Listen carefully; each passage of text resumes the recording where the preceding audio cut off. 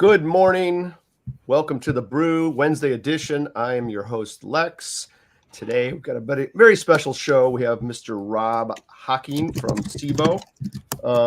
He will be joining us and talk about VIX.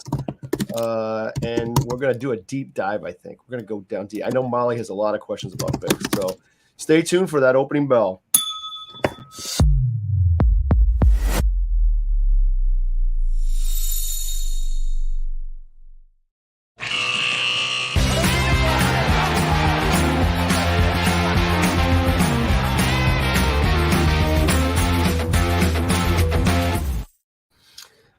Oh my gosh, we're all here. Hey. Hi, Mal. How are you? Hello. Look at our guest looking professional over there. Hi, Rob. How are you? Hi, good morning. Thanks for having me, guys. You're welcome. You're welcome. Thanks for coming too. Yeah, this thanks is for great. coming So, on. We in the retail world now, and I know I'm not always a retail guy, right? We have a lot of questions about VIX, right? So we're gonna really bust it today, I hope, and get a good overview of the whole VIX complex and what it all means. Rob, why don't you give us a little background on yourself, because you're kind of the resident expert on this, right? The whole VIX thing. Long time, my former life, long time ball trader. Spent about 10 years in the early part of my career trading index vol for Goldman. Left there, spent another 10 at a large prop firm in Chicago called DRW Trading. And then after a little time off with the fam, came back to Chicago to head up product innovation for CBOE. So really in charge of the team that invents a lot of these new products and makes a lot of our existing ones, adds enhancements and so forth. Got it. So you can't claim VIX as a product innovation, right? Yourself? Me, myself? No, I was traded it in its first infancy days back in, call it the futures in 04 and the options in 06. But no, I was not part of the group that created it. Although there are gentlemen on my team that are part of that team. Oh, wow.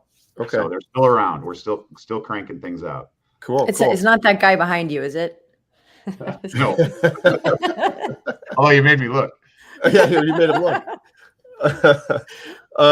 So VIX, I'm going to ask you to define VIX eventually here, but VIX didn't jump out of the gate right from the beginning, right? It wasn't exactly a monster success right away. It probably took a little bit of weaning to get to where it is today. Is that accurate? That is accurate, and I'll probably screw up my dates slightly, but the VIX initially came to market, I believe, in '93. Mm-hmm.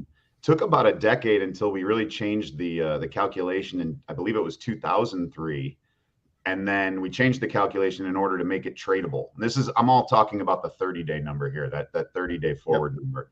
And so in 2004 we launched futures on it, and then in 2006 we launched options on it, and like any product, it took the first, call it couple of years for futures. And then when we launched options, that's when the futures volume really took off. Mm-hmm. And then call it since 2007, 8-ish range. And then obviously the financial crisis had a big part in its success because of just being able to trade volatility.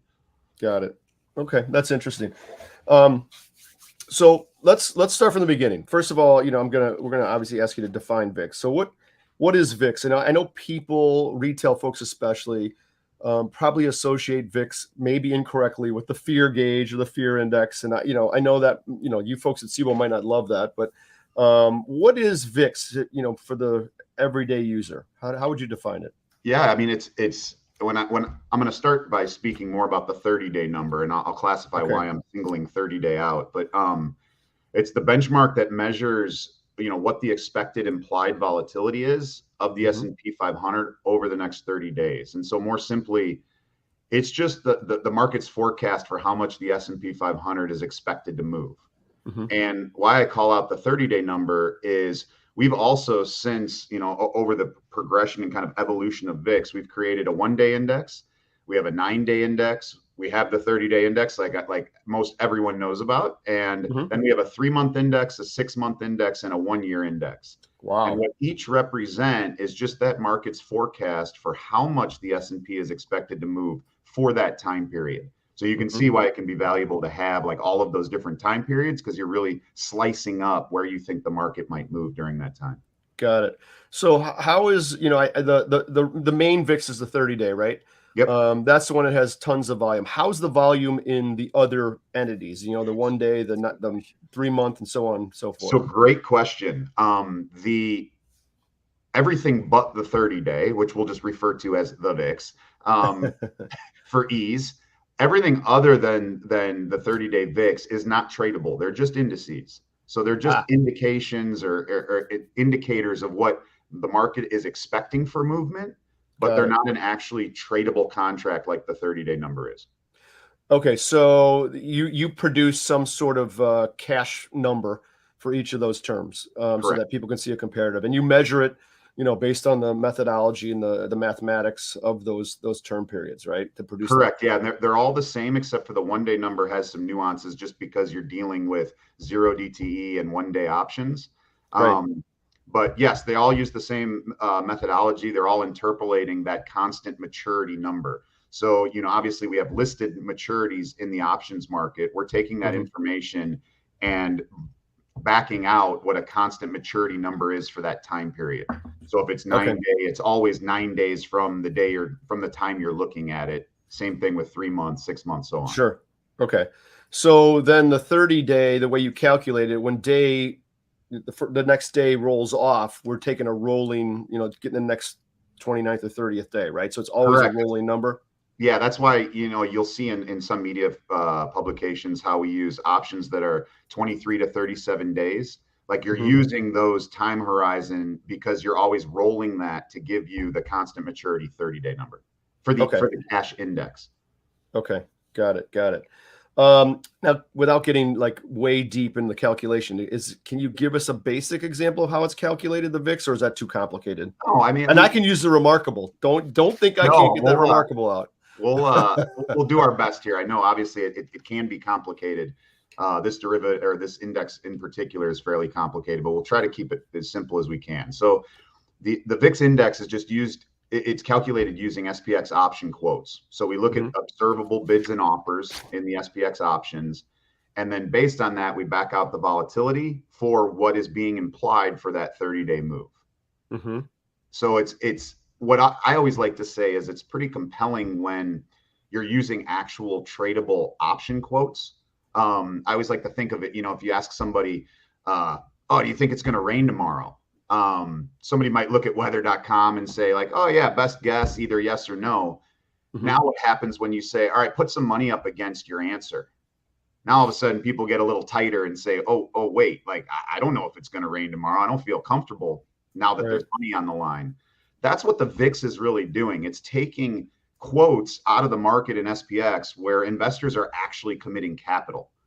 And this is where people are standing ready to buy, ready to sell. And it's taking that implied volatility number and basically boiling it down into an index. So you can see what the market's actually predicting based on people committing capital. And I think that makes it a much more compelling number because it's where people are standing ready to transact. Okay, got it. So when you take these SPX options to compute this number, are you always using at the money-ish options, or what's the range of things you look at? Good question. In the index itself, we basically use the entire strip because we want the weighting of puts and calls to be in there. Obviously, there's, and I don't know if you've gotten into it on your show before, but like the element of skew. So because puts have higher volatility because the probability of the market going down and in a rapid rate is always higher than if the market's going to rally. You usually have slower rallies, but you have quick market declines. That type of movement is priced into those options. So put options have this element of skew or higher volatility. We capture that in the VIX calculation by looking at options that go all the way down to where there's a zero bid in the market. So we effectively look where there's 2 0 bids next to each other. And then we stop the calculation there, and everything where there's a bid, AKA there's somebody willing to transact in. Now we take that entire strip of options to calculate the VIX index itself. I gotcha. Okay.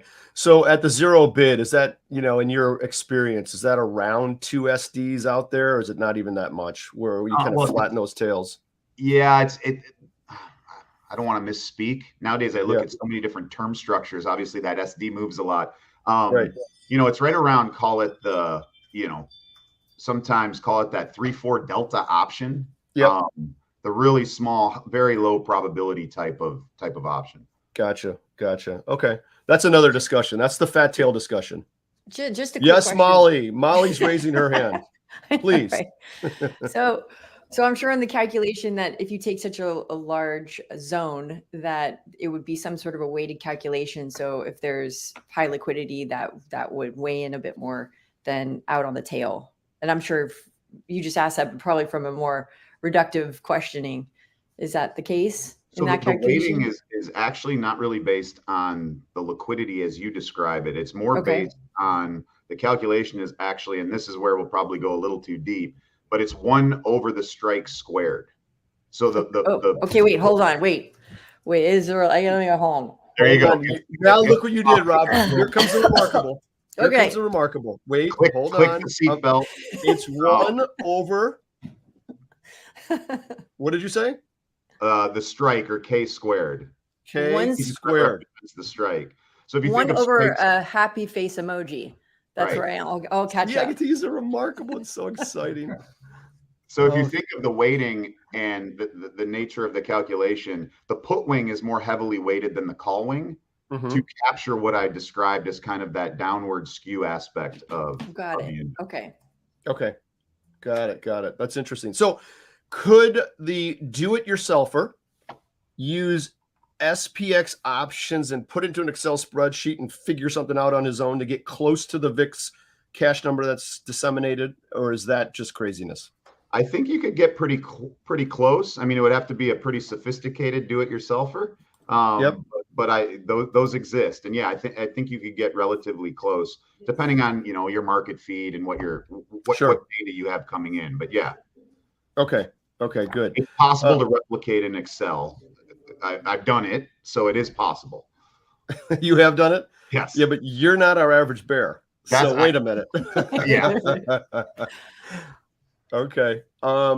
Interesting. I wonder if people, Rob, before VIX ever came around, ever did this. Some of the older index firms from the CBOE days, if they ever sort of messed around with that sort of a number. That's a great question. On their own, and I'm not going to say any names, but I have an idea of a firm that could have done this in the CBOE past. They're no longer around. They were bought, but it was absolutely done in the past. I would say what CBOE really kind of revolutionized was the access to being able to trade it in one click with the futures or the option.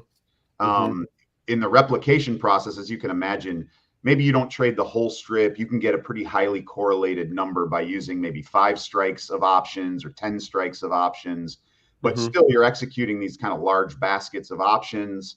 It can get costly depending on how you're accessing the market. Now you have that future, and with that you have the one-click access to effectively that implied vol number. So that was really, I think, what moved a lot more people into the market, was just lowering that access barrier. But plenty of people traded, this relationship prior to the invention of the VIX.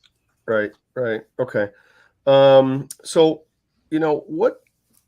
what do you think? Is it more an institutional product, or is it retail really adopting it? Do you have a feeling on that, or do you guys probably have so much data? You probably give Henry a call and right. Henry is definitely more qualified than me on this when he tracks that data so closely. I've always thought of it, just due to its sophistication from a trading aspect, as more heavily weighted towards institutional. I do think sophisticated retail traders use it, but it's definitely, I would say, a little bit more designed and an institutional product. That said, using the index itself as an indicator of what the market's expecting, whether you're looking at a shorter term VIX in the 1 day or you're looking at the 30-day, I think that can be really valuable to any investor. Like, the idea of how volatile the market's going to be is something that every investor should really care about and want to know. So a good example is like in the market when we were trading, if you think of a 16 level VIX, it's kind of where we're at right now. Like a 16 level in VIX implies a 1% move a day in the S&P. So depending on what your strategy is, even if you're not trading the VIX itself, depending on what your strategy is, if it benefits from movement or doesn't benefit from movement, you now have this indicator of, and it's a quick rule of thumb. You look at it, oh, VIX is 16. I can expect maybe a 1% move. Now, it's important to note the VIX never implies direction. I have no idea which way it's going to move. It's just that the market is implying that it's going to move in roughly that amount. Okay, got it. And is that, sorry, I was going to just ask the rule of 16. Do we know what that is? It's effectively the square root of time. Okay. So guess where we're going, Mal. Guess where we're going. Yes. Guess where we're going back to. You ready? Here it is. So when you have that, so when we calculated in the old trading days, we would take the stock price, right? And we did this on a 1 day times the IV in decimals, right?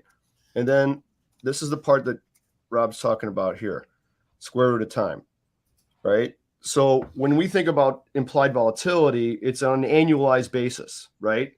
To bring it down into a 1 day situation, we have to use this little clever formula to see what the movement could look like on a 1 day. So the square root of time, what do we use? 252, Rob? Yep. For that. So if you think about it, square root of 252 comes out to be 15.87. I think generally the rule of thumb, we all round up to 16, right? Is that safe? Exactly. So then what Rob's saying is that if we have when you do all this math, this crazy math, and you have a 16 over, what essentially becomes a 16 on the denominator, we get 1%. Got it. Right? Okay. Does that make sense? I'll give my friends at S&P a good plug here. They have a website for the VIX that actually has a breakdown on either side, and you can do the square root of different numbers, and it shows you what your implied 1 day move, a 1 month move. It's really kind of a cool graphic that they have on their website. The visual kind of helps to understand it. Right. I'm just curious, with heavy compute power, is AI tightening that perception of the market, that metric at all? Good question. I wouldn't say yet. Does it have maybe that potential? Sure. Okay. Probably not yet, though. I think we're still in the early days of figuring out exactly how AI might affect that relationship. Got it. Okay. Let's go to the markets right now. And have a quick peek. Okay, Rob, you and I've been in this industry forever, right? So when I see this, it's like, yeah, my tea time's in an hour. This is perfect, right? Again, I mean, I keep looking at this all week for the last 2 weeks, and we're up or down. Yes, there was a big move day, no doubt. It feels August sleepy to me. Dow unchanged, NASDAQ down 50, big deal. S&P's down 2.5. Let's look at that VIX number, 16.39 cash number. High or low, Rob, would you say?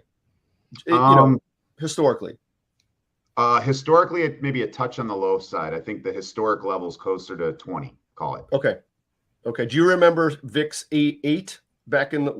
Oh, do I ever? 2017? Yes. Yes. So you remember VIX 8, right? Yes. All right. Yeah. Very well. I remember, I'm not going to give names again, although I want to so badly. I want to say who did this, but someone had a big play in one of the firms at CBOE had a big play in VIX, and they were buying it at 10, 11, like massively. And you're like, how can you lose? And that went to 8, and they said, that's how you lose. Oh, man. Right. I always tend to, and even for your audience, I tend to look at VIX is great because it's an implied forward-looking number. Yep. But I always like to look at that relationship of implied to what's being realized. And that can a lot of times dictate what you see, trading strategies coming in and out of the market. Because even if I remember correctly, in 2017, even though the absolute implied level was low, I mean, it was realizing 3 and 4. It was even lower. Right. So that's exactly right. Overwriting strategies, when you're capturing that difference between implied versus what the market is actually realizing. So think of the price, the options that you're selling, you're collecting, and then they're realizing just a lower number. That spread was still a fairly profitable trade for a chunk of 2017, even though the absolute level was so low. Yeah. Yeah, that's interesting because I get that a lot with the retail folks. They say, well, in that case, then if realized realized vol is whatever 7 and it's implied trading 10, well, 10's low. Do I sell it? Should I be selling this cheap premium or not? What do I do? Right. And I'm like, huh, that's a tough one. That one's hard. I don't want to be short Vega per se down here, but Right. I might try to capture. Oh wait, I'm gonna use it again, Mal. I might harvest some theta. That's my favorite word. That's people say that, harvest Do theta. we drink? I love that. So the audience has to drink every time he says harvest. That's harvest theta is a chug. Yeah. No, that's great. Yep, Lex, go ahead, that's actually a great point. That idea of when volatility is getting lower, and as you pointed out, volatility is getting lower from what we've seen, call it in the last 18 months. It's on that downward trend. That's where we're seeing a lot of value in the zero DTE options. So to your point, like you don't want to build a massive Vega position knowing that, oh wow, the vol might spike or you might get that move against your position. But if you go daily and you can reposition daily, that sort of granularity, a lot of investors are saying, yeah, like right now, I don't have a good feel for what's cheap and what's rich. So I'm going to make daily trades that allow me to reposition more frequently and lessen my chance of being on the wrong side of a trade. Yeah, that's a great point. But this 1 day VIX, right? You guys are producing that. That's not out there to trade yet. Is that correct? Correct. That is once again just an index, just an indicator. We're working on a tradable kind of version of that. We really wanted the market to digest and, of course, get the feedback. There's never a shortage of feedback when you launch something new. Some love it, some hate it, and we wanted to really understand, okay, how's the market going to use this indicator? Because it's such a short period of time. We had to make some nuanced changes to the historic VIX methodology to account for such short dated options. Now we're getting that feedback. We're understanding how people are using it so we can better craft a product that allows them to trade the risk that investors actually want to get, in or out of their books. Yeah, understood. So the 1 day, I think it kind of like dovetails nicely with the zero DTE SPX stuff, right? Correct. So now all of a sudden we have, kind of a comparative between those two. And I know from the numbers that the zero DTE SPX is going crazy, right? People love it. That's nuts. Yeah, it's up over, I want to say 45% of our ADV is options that are trading on the day of expiration, which, similar to yourself, from a longtime trader, that was tough for a while for me to wrap my head around. Yeah, it's still tough for me to wrap my head around. It's exciting that people are getting that much utility out of being able to position so quickly. And that was the nature of 1 day VIX. You had people saying, well, the VIX is broken, the 30-day number is broken because it's just not moving the way I feel like the market is moving. And you're like, well, you're trading on a daily basis, but you're looking at options that are on average, call it 30 days away. There's an out trade there. So that was really the impetus, customer-driven reason why we came up with the 1 day number was let's get some visibility into what 0 day and 1 day options are implying and give the market effectively that visibility that they're asking for. Right. Got it. Cool. Okay, I'm gonna throw a few curveballs. Nothing hard. You can handle it. I know you're gonna nail one of these. You're gonna nail them both. Okay. This is Molly's doing. I know it. Yeah, this is Molly did this to me. I can tell you right now. She's making me ask this question. I want to get into how VIX in terms of term structure is price, not price, but there's a future that governs each one of those months, right? Correct. So I want to talk a little bit about contango and backwardation.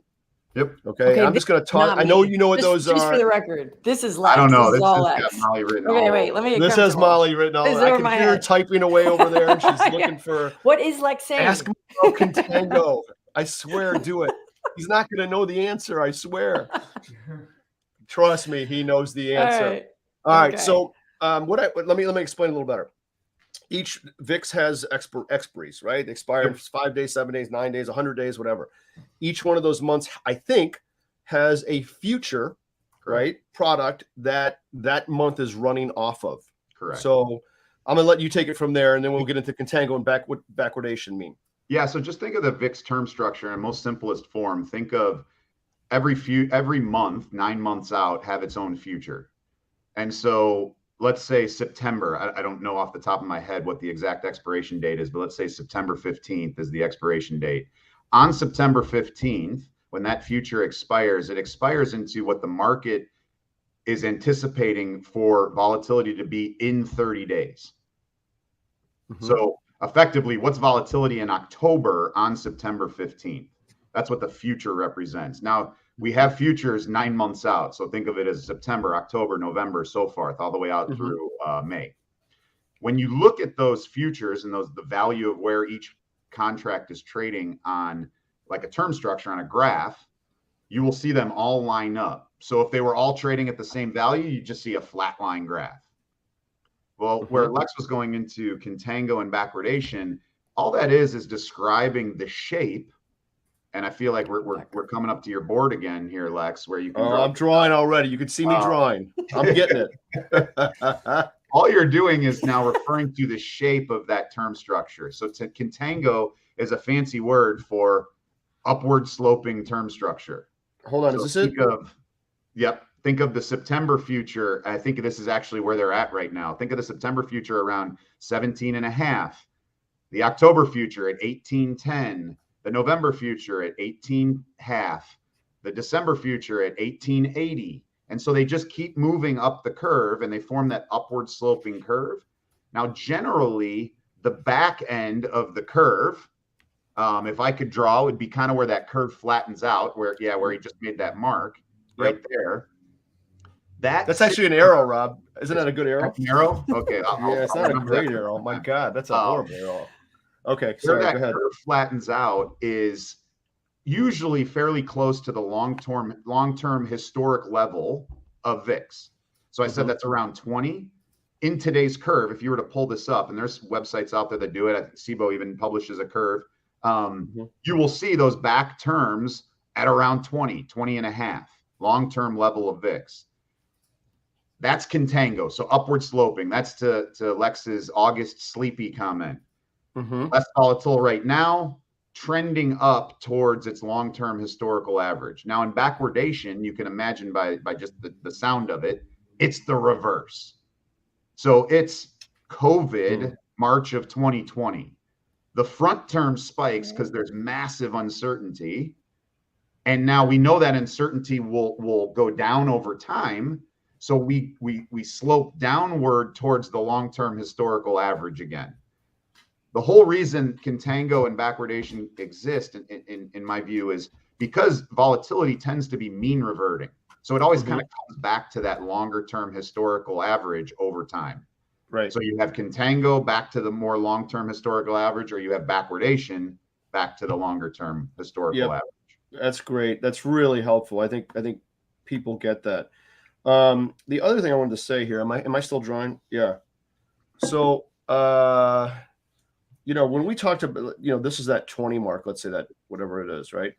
So the way we describe implied volatility, and this can work in individual stocks too. There's a little bit of contango and backwardation in individual stocks. There can be, is, as Rob said, everything toward that longer term is going to be mean reverting, or should be mean reverting. So that number is going to be around there. So when implied volatility in an underlying, goes way up, you tend to see that curve whip in the front around that back fulcrum. So it's going like this a lot, right? So this is still moving. The backward part is still going higher. But remember the term, it's so far out there that we expect it to be closer to its long-term historical. And so you get this whippiness in the shorter terms. And I always said it's like a piece of metal, a sickle. It kind of moves a lot in the front term and around that fulcrum point in the back. Doesn't mean it doesn't move back there. It does go up and down a bit, but not nearly like we see in the front, right? That's right. That's exactly it. Yep. So it's and you know what? I would say too that again, I'm speaking from the retail world of late. I think people tend to price options based on the cash number, and I'm assuming that's not, you would say that's not accurate, right? You should use that future number to get a good value of what your Greek profile might look like, as opposed to that cash number. I think that's correct, and also because the future number lines up with those SPX terms. So it's just a more even and accurate picture, whereas the cash number is always interpolating between those two terms, whereas the future's lined up. So, today's a great example. We just 15 minutes ago expired the front term VIX future contract. Okay. And so that future contract expired into the the basket of options trading in September SPX. Okay. So on expiration, that's the cool thing about a 30-day number. Like on expiration, the VIX future settled into what the basket of September SPX options gave you. So we just traded the strip of September options. Got it. So as an investor or trader who has that inventory on, what does he or she get in his or her account on assignment expiration? It's a cash settle number? Yes. For VIX. So you're going to get the cash of that future, right? Looking at the next 30-day month. Correct. Okay. Got it. Are there future rolls, meaning you can roll futures against your inventory, so you can actually use the future to roll out the underlying, as it were? Traded. Yeah, you can get a quote from the market making community. Yeah, they are traded. Okay. Wow. See, Mal, it's a little more complicated than we thought. I know. So I do have a question. Oh, so please. But if you're on a roll, So No, you can go and roll. Pun intended. Pun intended. Okay, so we had some retail numbers come out this week, and the Feds they were higher than expected. Feds are talking about putting the rates back on the table. How does something like that affect? How is the VIX affected? Generally, anytime anytime there's more uncertainty pumped into the market, you're going to see the VIX creeping up. And anytime that uncertainty is pulled out, you generally see the market settle down. It sounds kind of, silly and simple, but it's pretty much that is what it is describing. Is when we get it. I think of why is VIX at 16 now? We still have a lot of unknowns out there, right? VIX is more at 16, in my opinion. As it's come down, it's because we're starting to run out of room for hikes. Many would say, like we've had a long run of hikes. Rates are up. You start to see the inflation numbers starting to get under control. Unemployment is at a decent spot. So while there's still uncertainty, there's definitely less than what we saw 9 months ago, when we had no idea how long the rate increases would be happening or when we would get inflation kind of under control. That's the nature of kind of VIX. It's that trend, depending on what term you're looking at. 1-day VIX isn't really a trend indicator, but more the 30-day has more of that trend indication type of calculation where, okay, we're seeing it tick down. Yes, uncertainty is not gone, but we have a little bit more information than we previously maybe had. It'd be interesting to know if the Fed and Powell look at the VIX in some of their calculations. I'm pretty sure they tell you no, but yeah. I bet they're looking though. Yeah. That's where I'm not looking. It's like one of these. I'm not looking. Yeah, it's 2% target or recession, and let's look at the VIX. Let's see what the world thinks. Yeah. Well, think of it this way. I mean, Congress can trade on information, or at least they were able to. I mean, when you're going to do something crazy with interest rates, you can kind of play the VIX. I didn't say that. I said that never happens. Did I say that? No, don't be silly. Max and Ruben, we had a crew behind us. We're gonna have to beep that out later. Too bad that was a live comment. Yeah. No. What else are we missing about VIX? By the way, good to know. Yeah. What other things are we missing about VIX? And again, from one of the retail side of things, I know people ask me a lot. 16 high, 16 low, that kind of thing. We answered that. Trying to think what else. Here's an interesting one, Rob. I have good friends in other industries, right? So COVID really taught them this problem. Your business can go from great revenue to zero overnight, at least based on COVID. So they're like, well, doesn't it make sense for me to buy out of the money VIX calls as an insurance policy? I'm paying insurance anyway. So I know I'm going to lose every month. I don't care. But in case that outlier, happens, this is gold. Should I be doing that? I said, I looked at him. I said, I don't know the answer to that. I guess it's an insurance premium. You expect to lose on it, and you're doing that anyway by buying insurance in the first place. Right. So maybe it's a great strategy. I'm not sure. I think it could be. Obviously, every investor is different. Every piece of risk is different. Yep. But something that obviously the VIX works differently in that there's a different floor and there's a different ceiling relative to, say, downside puts in S&P. Like you can get spikes in volatility with the market not moving at all for various reasons. Right. So I guess it boils down to, what is your biggest risk, and how is it just, if it's just, downside directional movement, let's call it, in the S&P, puts are still a great hedging vehicle. Right. If it is more, let's say, around the uncertainty of the S&P, not necessarily just a downward price movement, obviously VIX upside calls, depending on what that risk is, can be a good trade. And I think you're seeing some of that now. We've had a massive increase in VIX option buying as of late, and a lot of that is just because the environment right now, in my opinion, is a good one for that. I don't want to go too deep, but it's this whole concept of concentration risk or correlation. Yep. And what that looks at is, how are all 500 names moving relative to the index itself? And right now, you look at the rally that we've seen in the index, and it's driven off 5 names. Right. It's the big, the big boys. And with that has changed the volatility profile, in my opinion, of the S&P 500. So if we see correlations rise again to where all the stocks start to move in more unison, or concentration risk decrease around these 5 names, you'll see volatility increase. And if you see that, obviously VIX calls can be potentially, for your portfolio, a good trade. Right. Because the nature of that is less dependent on whether or not the S&P is actually falling or rising. Right. How are the 500 names moving relative to each other? Got it. Great points. All right. So we're running a little bit out of time. I got one more thing, and you just touched on it here a little bit. So, I think most people are used to seeing VIX rise as the S&P goes lower, and VIX go down as the S&P goes higher. So a little bit of is it a negative correlation, I suppose? Yep. But sometimes it's the opposite. Sometimes it goes differently. Is there any main reason for that? Is it what you just alluded to, or is there something else going on that we're missing? Because I've noticed that, at times that happens. Down moves vol goes down, and up moves vol goes up.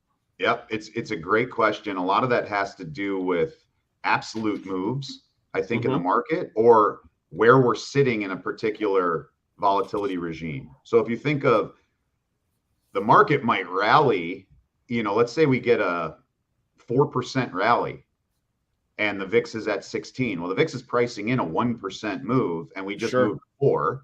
So the fact that the VIX might on that day not sell off as you would see in a rally, but stay more constant. Yep. It makes sense, right? Like we're moving, we're out moving to the upside what the VIX is actually pricing in. So you kind of have to look at it from a relative perspective of what was the move that we're seeing. Because a while back, I would argue, yes, we were rallying, but we were seeing 1.5%, maybe 2% moves on a regular occurrence. I forget there were some crazy stats I saw at a conference. I want to say, 2002. It was like the number of, call it 1.5%+ moves a day, or 3% moves a day was larger than many points in history. When you get that kind of movement, it doesn't surprise me that even though the market's going up, the VIX remains elevated, or vice versa. If we have a steady decline in the market, it's 0.5% a day, and it's very predictable, you'll see the VIX ticking down because there just isn't volatility with that move. Yep. Okay. Makes sense. Love it. Molly, you get one more question, then we got to go. Do you have one, or are we heading? I love the juicy part of VIX, where it's a lot of retailers out there are always, the market's going to crash and correct. It's a huge telltale sign. So, in 2008, it went up to 90. So can you speak to that? Is it a great predictor or not dependable? Ooh. Wow, Molly, that's a stumper. That's a stumper. Okay. He's got to be careful here, right? He's got to be careful. I can't give any advice. Right. You don't do that. This is not investment advice. We disclaim that. Don't worry. We'll have the beeper for next time. Once again, I think the VIX does a great job of telling you what the market is pricing in. Now, the market can get it wrong at any given point, but on average, that's where people are willing to commit capital. So over time, when you look at the VIX, I think it is a good indicator. I don't want to dodge the answer, but at the same point, it is kind of a depends type of question. Is anyone pricing in, that in March of 2020, we were going to see what we saw. Like, no, we got there pretty quick. And the market readjusted really quick as we got more information, or that uncertainty became, more in scope. But the unknown will always be something that the market has to react to. You can't predict those things. So Rob, then is it a little lagging versus leading indicator, or kind of it seems like an amalgam of a little both? Just because you lived through this, but I think in 2008 it was October 10th and just days before Lehman Brothers. So what would someone do if days leading up to that to that fold? Oh, not running hide. No, I'm just kidding. ask that question to read. Run and hide. Stop, drop, and roll. Those were some crazy times. Which I would love to. Depends on how your book's positioned. In that move, I knew a lot of people that used outright S&P options because of the downward nature of that move. Obviously, volatility did spike. It stayed elevated for a long time. I know we were trading in the OTC variance swap world, which we won't go into. It's just another volatility tradable instrument. Like, we saw historic levels trading, call it over 100% vol, which was crazy.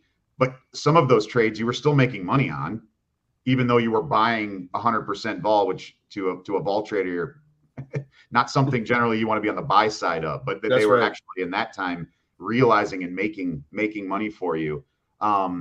So what do you tell somebody in that situation? It's tough. There's so many different pieces to a portfolio that you need to account for. Lex has talked about it, a theta decay portion of the portfolio, a gamma portion of the portfolio, a vega portion of the portfolio, all of that.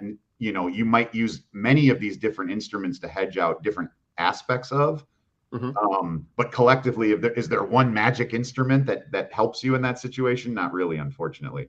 Yeah. I'd love to be able to create it at CBOE, and maybe someday we will. But as of right now, I don't think the magic beans exist right now. All right, we'll call it the tornado watch. There we go. Yeah. I like it. All right. Well, good, Rob. Rob, thanks so much for coming on. This has been awesome. You're as Molly says, liquid gold, right, Mal? Yes. I love it. So you'll come back and join us, I hope. We'll talk about some other things. You're a wealth of information. Absolutely. Thank you so much. And thanks to CBOE too for all they've done with us here. Thanks for having really me. Appreciate it. Yep. Good. All right. We'll talk after, and we're going to wrap it there, Mal. Talk to you later. Thanks, you guys.